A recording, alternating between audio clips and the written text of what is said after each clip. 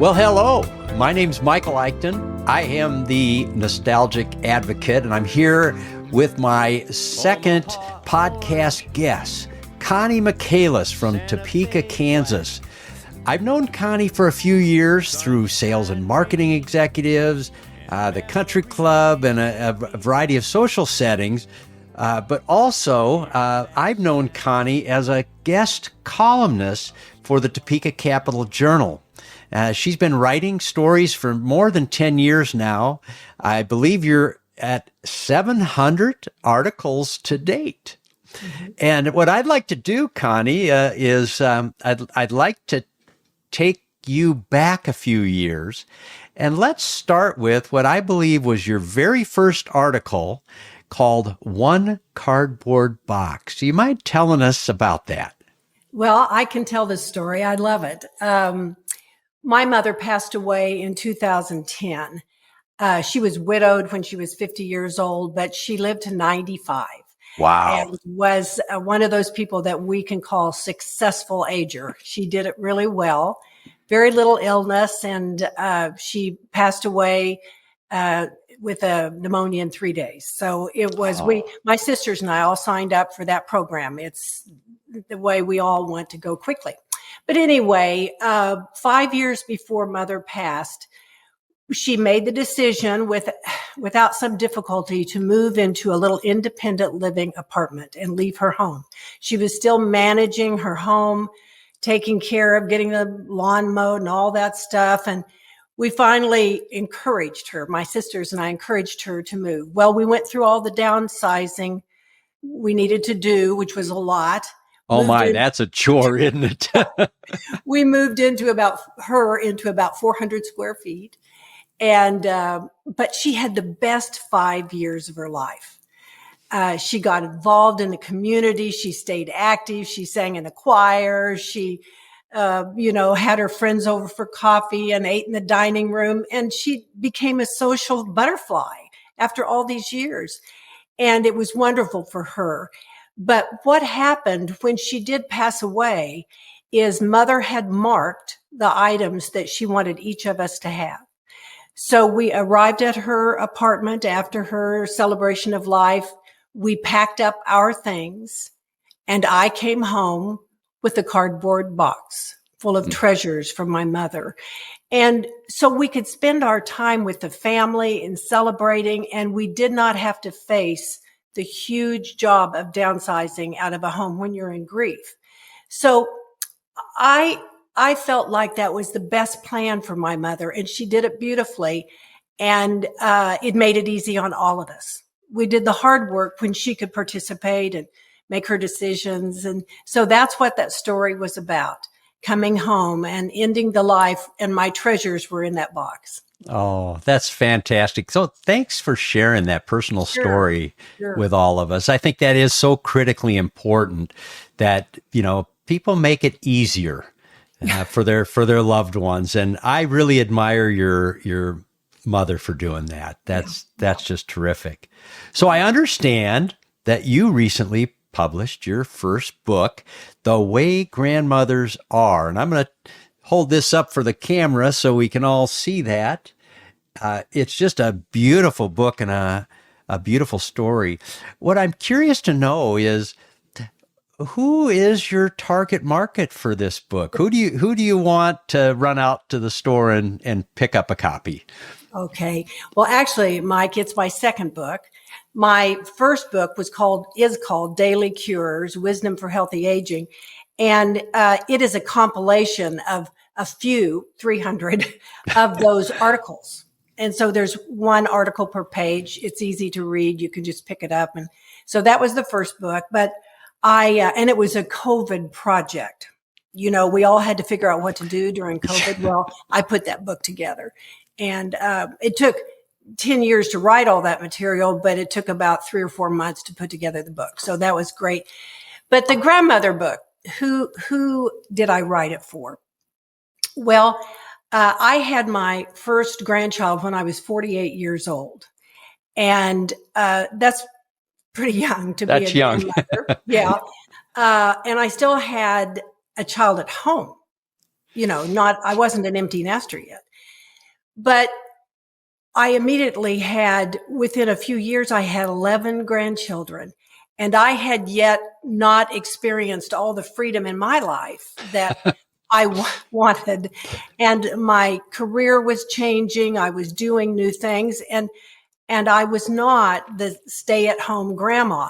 And I think the diversity that we experience today in the role of mothers, the role of grandmothers, is tremendous from 50 years ago or 100 years ago. And I just add to this, I never had a grandma. Never. Both of my parents' mothers were gone when I was born. So I didn't have that experience myself, but I know from my own experience, it's beautiful, but it's also can be demanding. It can be a role that you feel like you have to fulfill in a certain way. Well, I had them too soon and too many to be the doting grandmother. And I was in the middle of a career change and building a career. And so I wrote this book. It's a children's book, but it's really written to the grandmothers. And it's written for them to read to their grandchildren. And if you're a grandmother that sees your grandchild once a year, or you see them every day, it's the message in the book is your grandma really, really, really loves you. Yes. That's the message. I want that love cement between family members, that nobody feels neglected or nobody has to feel guilty, that we share our love. That's the most valuable thing we can give to children and grandchildren. And it's sometimes easier to do with grandchildren than with children. Yeah. You can more easily love them.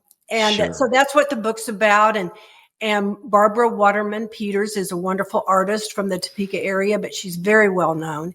She agreed to and asked to do the illustrations. So there are 36 wonderful watercolors that Barbara did to illustrate the way grandmothers are. And they're all different, diversity. Some children might have 6 grandmothers. They in today's it can world, happen. Sure. Or they're diverse ethnically and religiously. And so I wanted to express all of that to make it perfectly wonderful for grandkids. Well, that's great. Another little piece of it is that I provide with the book an activity book that comes, it's an ebook, and I send it to the buyers of the books. And it's an exercise to do with your grandchildren, where actually the grandchildren learn about you, learn about the fun. Ask them questions, what their life was like when they were the age of the child you're reading to. So I think that's a wonderful exercise for grandmothers. And I've joked about, I may have to write a grandfather's book, but Mike, I hate to be biased about this, but I think grandpas get off pretty easy with the role of grandparenting. So it would be a short book. Well, it may be. I don't know. Maybe I'll have to tackle that one because I would come from a different perspective than you might, Connie. Yeah. I'm sure. Yes.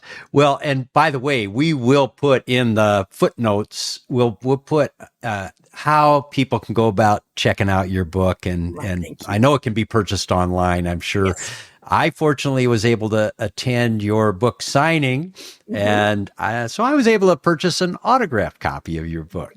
And so my granddaughter Riley is going to heard that read to her by her Nana many, many times. Yeah. So yeah. I just want to add that we were thrilled to get an endorsement that is printed on the back of the book from Governor Laura Kelly, because talk about a busy grandmother. Yes. She has a 2-year-old granddaughter. And, but that's a perfect example of the way grandmothers may be today. It is. Yeah. Yes. That's a great example. Thank you for sharing that. Yeah. So can you tell us a little bit about your life journey and how it led to your focus on healthy aging? Well, it's kind of interesting. It's very interesting. I was a biology major in college and taught for a short time. And then I raised 4 children. And I started an in-home business, of all things, in the cosmetic industry. And the listeners to this podcast can make a guess because I drove 7 pink Cadillacs. That pretty much tips them off. That tips them off. And so it was a wonderful time, but I was working at home, and that allowed me to be successful in my marketing and sales career, and but still be at home for my children.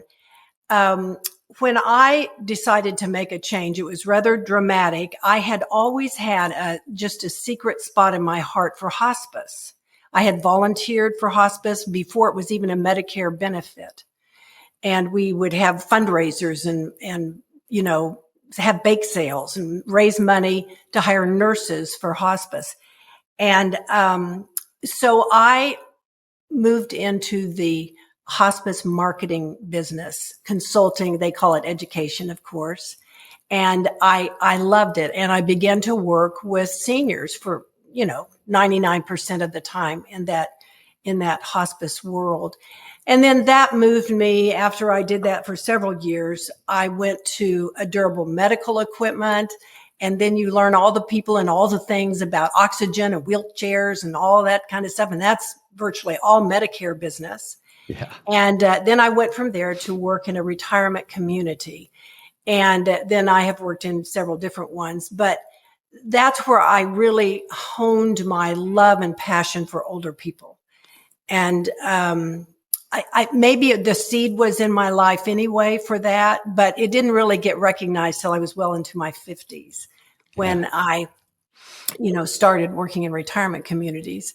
And I met the most wonderful people in retirement communities. And I always say you meet the good, bad, and the ugly in those situations. And what I learned right away, I'm not a physician, I'm not a social worker, and I'm a major in sociology, any of those things.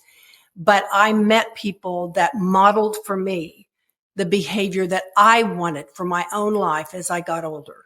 And I was inspired by that. I knew what I didn't want. I saw plenty of examples of that.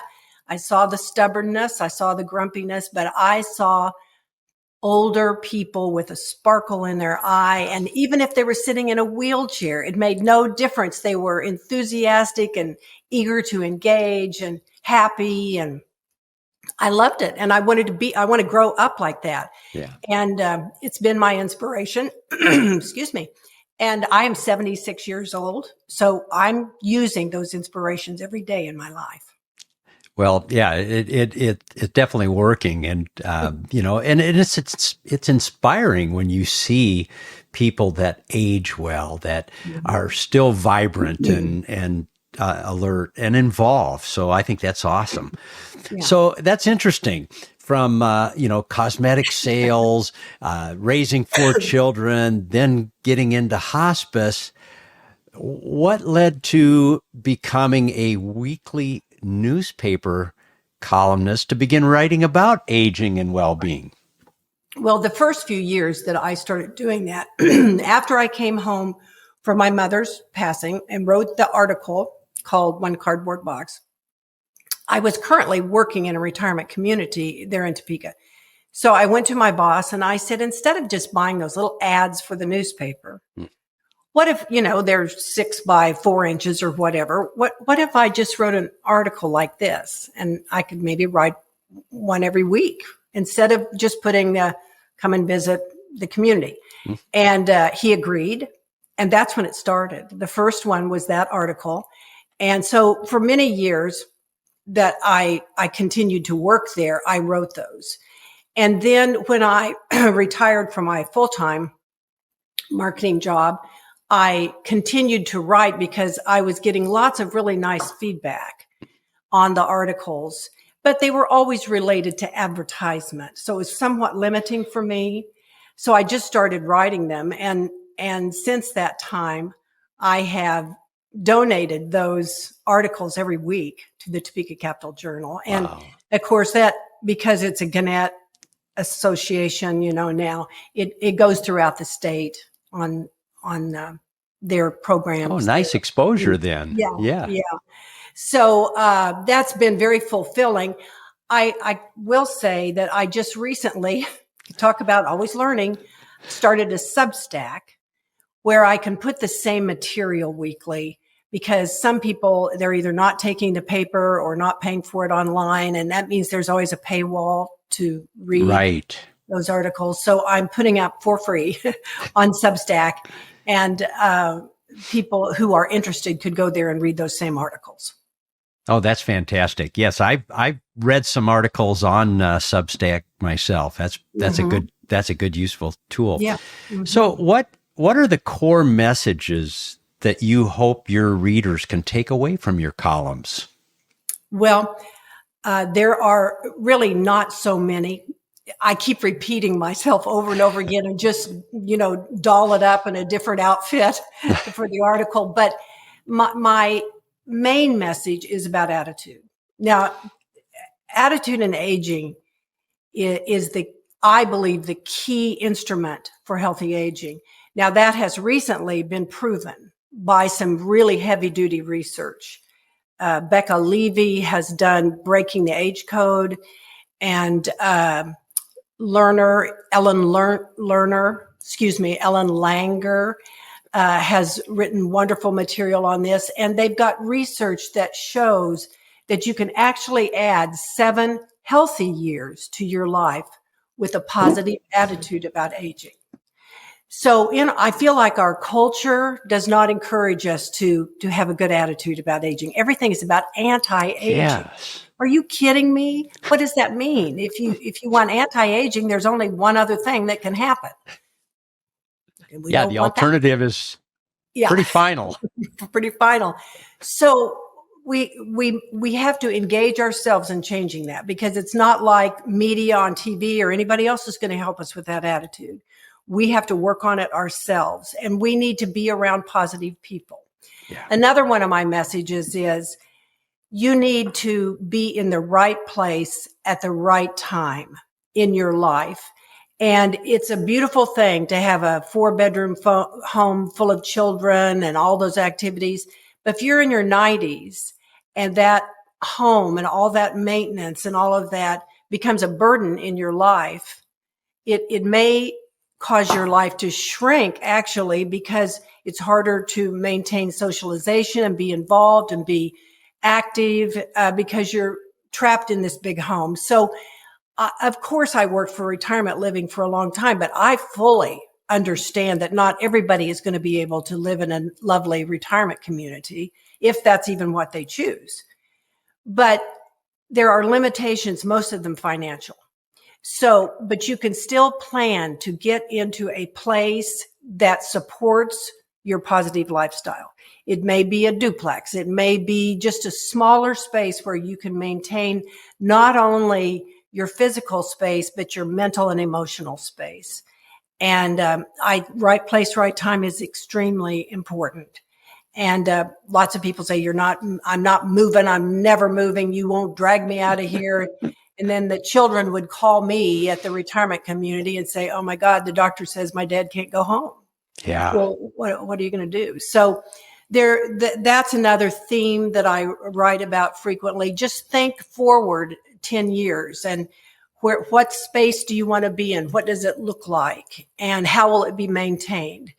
Our culture, again, is not very helpful in talking about end of life issues. Right. And at my age, I'm closer to a lot closer to the end than I was the beginning. So I think about these things, and I want other people to feel good about engaging in those conversations. Another theme is socialization. Oh, absolutely. Kind of goes with attitude, but it is so critical. And again, it ranks now in research as the number one health issue. Loneliness, isolation is the number one issue. When you get to be in your 80s and 90s, it's not your cholesterol level. It's those things. If you've lived that long, you've got some you're probably genetics. past that. Yeah. But if you are alone, isolated, the television set is your best friend, it's not healthy. It is you're prone to depression, and then that leads to all kinds of health issues. So I want people wherever, make friends, make new friends, work at being engaged. And I could go on quite a while with other themes, but those are my cores. Those are the core. Those are Learning, really lifelong learning. That's another one. But and again, people can always catch up on your articles. So, I think that's going to be a good thing for them to do. And it's interesting because I had this conversation with our previous podcast guest, Dr. John Medina, and we talked about how important it is to socialize and, to be a friend to others, let others be a friend to you. And what I've seen this play out so many times is if I'm playing music in a retirement home setting, the independent living where people are social, they do activities together, and they just seem to be having a ball. So there must be there's some fact to this. And I really agree with that. Now, it's my understanding that one of these super seniors is what I'm going to call them, that you knew in Topeka actually introduced you to Dr. Medina's book. Is that correct? Well, the story, he's a younger gentleman than I am. Okay. Actually, we crossed paths in a parking lot, in a city parking lot, and we're friends and acquaintances, good buddies. And he was driving out, and he rolled his window down and said, "Connie, I've got a book you have to read. I know you'll love it." I said, "Give it to me," and he said, "Well, the name of it is Brain Rules, and it's by this John Medina." So I went right into my apartment, my condo downtown Topeka, and I ordered that book. I had it 2 days later, and I so enjoyed it. And he was right. He was right in recommending it, and you're right in promoting it, Mike, because it's a very healthy, powerful read that has the science behind the way our brains work. It does. And I was a biology major, and I taught science for a short time in junior high school. And so that stuff is fascinating about how our yes. It's fascinating to me as well. And I guess the best part, it doesn't cost anything to implement those brain rules. So what a bargain, a $10 or $15 book, and it could change a person's life. Now, I imagine, did it have some influence on your writing? And if so, how did maybe that change some of your future columns after you had read that book? Well, I wrote an article about it. And as a matter of fact, I printed it back out last night as I was preparing to talk to you today. And I put it on Substack today. So it's out there, and it's just a little 600-700 word summarization of what I got from just one part of the book. But this particular brain rule was about movement. And again, that's one of those principles of aging. And I hadn't mentioned it in a while.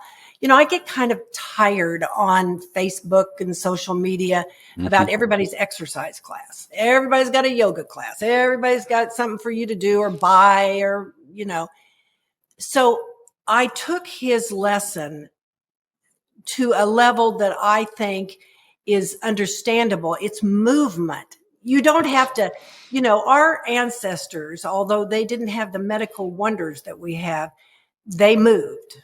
They moved constantly because they were not sitting watching TV. But for us, we have to make the decision to get out of our chairs. Yes. And move. And so I think it's critically important that we think of moving every day. Get up, go do something, stay up. My favorite thing on my little iWatch now is it tells me if I met my standing goal, not just I went on a walk, I got 10,000 steps, whatever, but I was up. Whether I'm cooking or cleaning or walking out in the backyard or planting some flowers or whatever I'm doing, it's movement. And we have to keep moving. The minute you hit the chair and you stay there, it's a downhill road. And that oxygen that goes to our brain is the brain rule. You've got to have oxygen in your brain if you want it to be healthy. So yes, that chapter really spoke to me. I mean, the whole book, it was amen, amen, amen, amen. I agree with everything I read, because it's really very simple. There's nothing there that you need a PhD to understand. He puts it in language that just, you say, okay, I need to do that. You need to get your sleep. You need to get your nutrition. You need to be proactive, but it's not like you have to go join a club or hire a chef or do things that are complicated. You just say, okay, I'll keep moving. And so that's my read on Medina's book. I think it's great. I would highly recommend it to anybody. Yeah. Well, I know that movement is also what Dr. Medina says is probably the most important of all the brain rules. Yeah. Are there any others? Do you have like a top 2 or 3 of his brain rules that you find especially impactful for the aging? Well, I love the idea of napping. And I know we need to move, but being able to quietly rest for 20 minutes or so, 20 or 30 minutes is a very powerful influencer in our life. And I know some people feel like that's controversial, like they're just wasting time or they can't take a nap or they don't feel, but NASA, the aeronautical, proved that a 20-minute nap was productive for their astronauts. Now, if that's not good advice, I don't know what is. If they're telling the astronauts to close their eyes for 20 minutes, and that's something my mother taught me. She would take a 10-minute nap. And I remember clearly her laying down on the sofa, putting her hands across her chest. She almost looked like she had passed away. And she would say, "You girls be quiet." And for 10 minutes. And then she'd get up and carry on for the rest of her life, make dinner and do all the things that my mom did. And so I'm a big believer in good sleep habits, which for me also includes that little siesta in the afternoon. And sometimes you just need someone to give you permission to do those things and encouragement too. Those are the couple that, really, of course, the movement, the sleep, the nutrition, we've got to feed our brains the right things. And there's lots of just good material in that book. Well, there is. And one that you didn't mention, but I know from observing you agree with Dr. Medina's recommendation to never retire, even though you and I are both retired. Mm-hmm. But I think we share in common that we're both very busy retirees. I mean, after all, you've written now 2 books, you write a weekly column, and you have other activities that you're engaged with. So I think you probably agree with that one. I've observed it. I know. And, I think that's something that really helps us stay young, relevant, and vibrant. Now, I'm curious, are there any myths or misconceptions out there about the aging process that you've run into? Yeah. Mm-hmm. Yeah. So share a few of those. Well, I think they're mostly negative. I mean, the messages that you hear, the idea that we are going to become frail, we are going to become sick, we're going to become depleted, our brains, we're going to have problems with our memory. All of those messages are constantly in our face. We may not even recognize it, but when you kind of wake up to it, you see it everywhere. Advertisements that show people, and why this one always gets me. The one woman says, "Well, I don't tell my age," as if it's an embarrassing thing. We need to celebrate our birthdays, celebrate every age that we are. The name of my website is you'rejustnowoldenough.com. And that came from an experience I had when I turned 65. And so I had this really kind of a revelation after being kind of moody and down about being 65 and not accomplishing my dream of being rich and famous. It hadn't happened. So that I just woke up that morning, and in a quiet time, I just heard this strong voice in my head that said, Connie, you're just now old enough. Well, I hopped out of bed. That was such encouragement for me that I wasn't done. I was just now old enough. Wisdom comes with age. I know there's some young people that seem to be older than they're just old souls when they're born. That's a rare thing, but that is not the same as experience. Experience means you've learned a lot, and to use that experience and that wisdom and share that wherever you can, be a light in that darkness of those negative messages. When a friend of mine says, "Oh, I just hate getting old," I scold them. I said, "Well, what do you want to do? Are you ready to die today?" I mean, I'm a little frank with them. And aging is pictured as a very negative thing. And I see very little positive information. And what you're doing, Mike, and what I'm trying to do is to change that dialogue, to change that story and that paradigm and make it a positive, wonderful, nurturing thing in our lives, that we get to be older and wiser. And, if you lived in other parts of the world, if you lived in the Far East where elders are worshiped, actually, Yes. then don't you think you'd feel better about getting old? Oh, absolutely. Yes. So, 90, I'm getting up there. Have a few people kiss your ring and bow down to you. I don't think that's happening, but we want not only to feel those sensations in our own life, but treat other people that way. If we need to be the kind of old people that younger people want to be around. That's our job. I really feel compelled.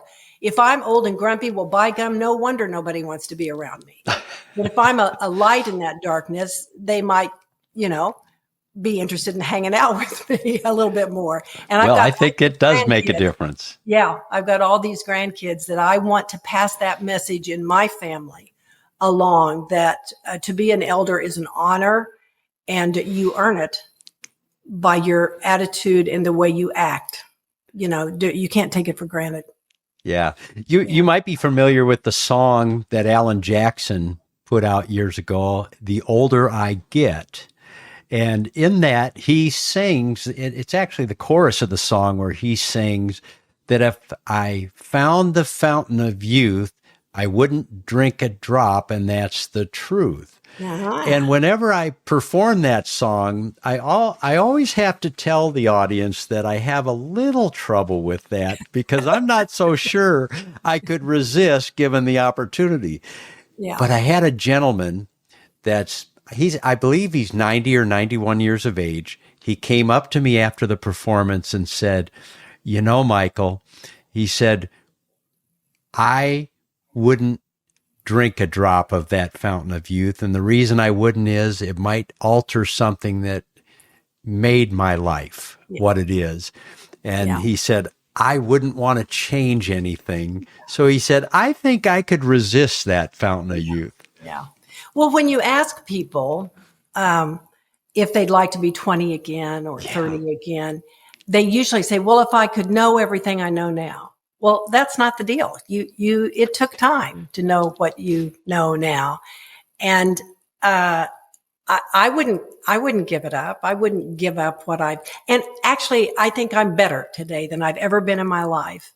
And that's not just a statement of ego. I just mean I'm wiser, a little more sensitive with my mouth, and but also can speak my truth. I have found my voice finally after being all those other things that I needed to be in my life as a student, as a teacher, as a mother, as a grandmother, all the things that I thought I had to do. And now there's a lot of freedom in this. Yeah. I like the freedom. I do. Yeah, it's not like all those pressure packed days in the corporate world that we were always trying to please other people. Absolutely. Now we can just relax. We don't have a lot to prove. We don't have to worry about getting laid off. And Right. it seems like there's a lot of opportunities to, get out. Would I be correct in assuming that you probably love some speaking opportunities and, Oh, I do. I love that. That's my favorite thing, honestly, more so than writing. And if you read anything that I write apologetically, maybe just the way I speak.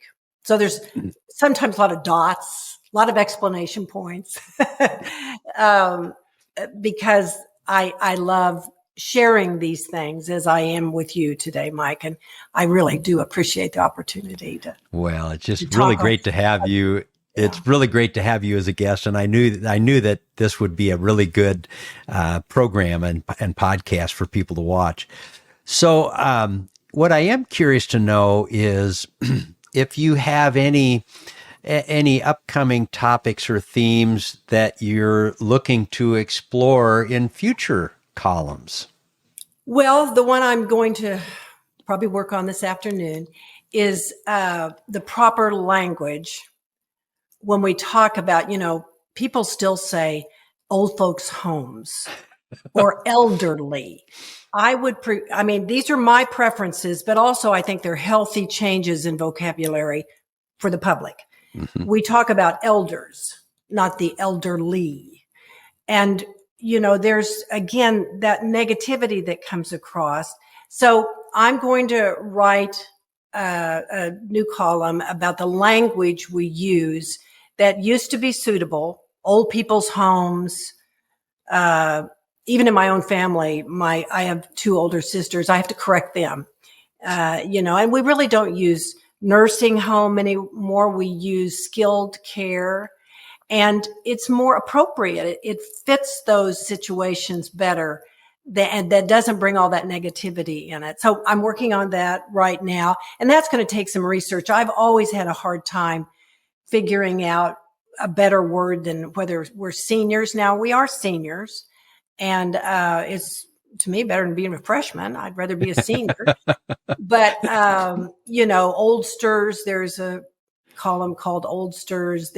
So what's a good word for us in terms of our age group? So I'm going to kind of explore that and maybe make some suggestions about what I think is appropriate. Yeah. But, I get my ideas. People, especially my husband, he always says, Connie, where'd you get this idea? And I'll hear somebody say something. We might be in a restaurant and I hear somebody say something, or we might be visiting with friends and I'll just make a note because there's an article behind it, and I write short articles. You're not going to get 1,500 or 2,000 words. My reads are about 3 to 4 minutes. And that's the way I like it. And maybe I learned that by writing those advertisements for all those years that had to fit in a 6x4 column for the paper. That was about 350 words. Now I get to indulge myself with maybe 450. But just get to the point. And all I want to do really is start a conversation. And I had a gentleman that had his son told me the story. He had just lost his wife after 50 years of marriage. And the very next article that was in the paper was about love and loss. They are inseparable. If you love something and lose it, there is pain in that.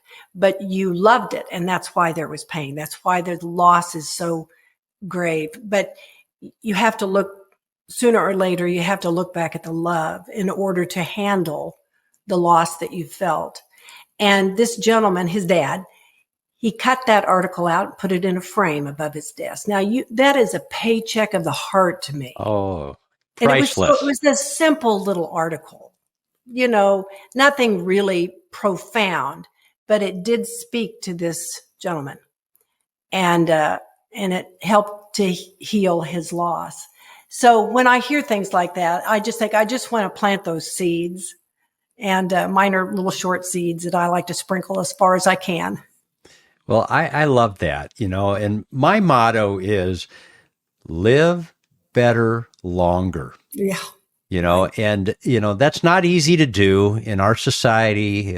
We have all sorts of temptations, when we go out to eat, and it seems like we're being overfed and fed the wrong things, and but I know that there's no assurance that we're going to live out a longer life, and is it really going to be golden?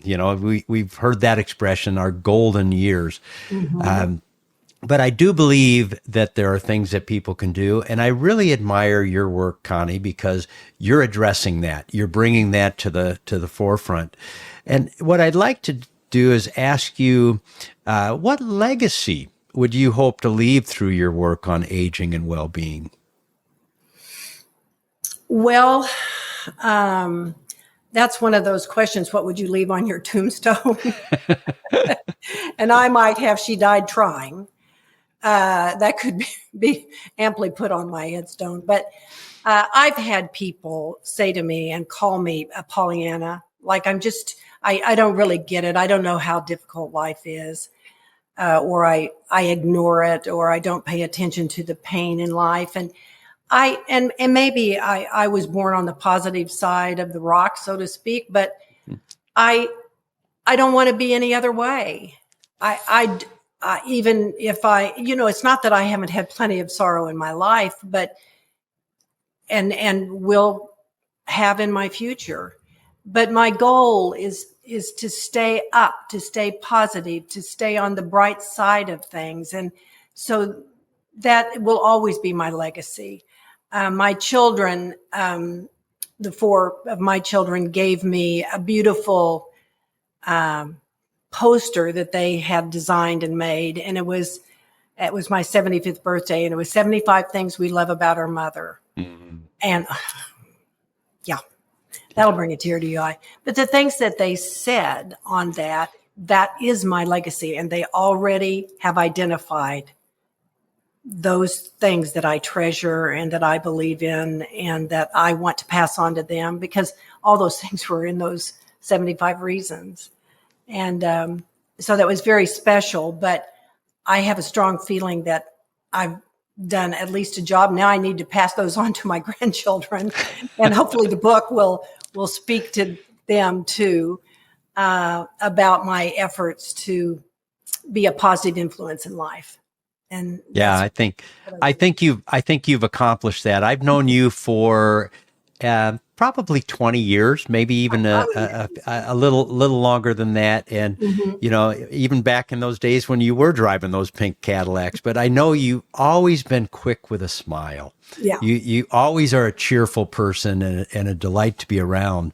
So one last question: what has your hands-on experience when you were working with seniors taught you? Any drops of wisdom that you can glean from that?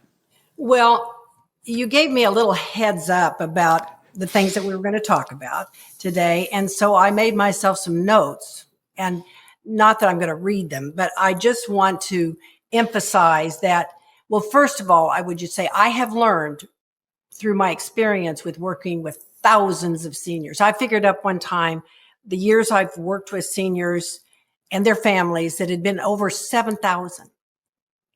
Just going back through my, contact that I had. And you don't have to have a PhD to be wise. I have a T-shirt that says she cooks and she knows things. And really, so don't be intimidated by not having the right degree that you could be an influence in the world. And I learned that from older people. Wisdom comes from making mistakes. You don't get wise without stumbling through some tough situations. I've learned that your kids won't always agree with you. And it's okay. You have to let them go. Let them be their own people. And as a matter of fact, I think we have to let go of all people. Yeah. We can't bring our demands to other people. We can only control ourselves. And when I would see the older people that I worked with, I could tell those that were freed up from trying to control other people. They were very powerful individuals. Keep moving.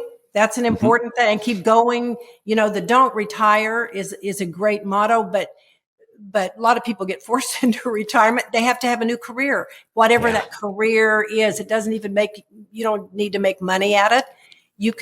Your volunteer career or your passion career, your hobby career, my husband, he retired this year and he's 78 years old. So he waited a long time, but he is filling his agenda with things he's going to do. I think you have to do that. I think it's very wise. And hopefully I had some influence to help him do that. Make as many friends as you can and nurture them and make new friends. So like the song says, keep the old ones and make the new ones. Yeah. So you nurture those friendships. I think it's important to keep up with technology.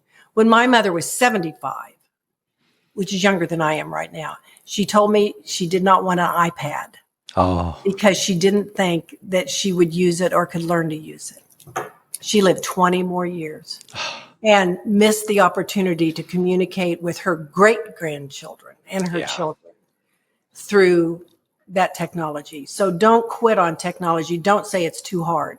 It just takes a little while, and make some mistakes and learn from them. Keep up, wash your face at night, put on some moisturizer. When it's possible, stay in dim light. You look better. Smile a lot, have fun, have parties, enjoy life. Nothing is worth we just have to keep ourselves engaged and happy and smiling and loving people. And sometimes that's tough, but that's our job. As the older we get, stay happy. Get a smile on your face. It makes up for a lot. And you look a lot better when you're smiling. It's your best, cosmetic repair is a big smile. Those are a few things. Yeah, those are a few things that I've learned. And I feel like I learned them when I was around those kind of wonderful older people that I wanted to emulate. And, I hope it's working.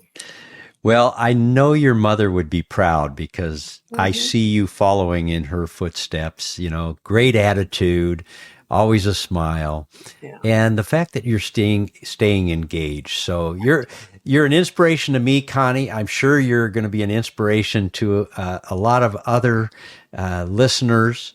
And I want to wish you the best with your book. And keep writing those articles. Again, we'll make sure, folks, that we let you know how you can get a hold of the book, The Way Grandmothers Are. Connie, it was a treat to have you on the Nostalgic Advocate podcast today. Thank you very much. We'll get this up on YouTube shortly, so our audience can check in and get some nuggets of wisdom from Connie Michaelis. Thank you. Thanks, Connie. It's my pleasure. My pleasure. All right.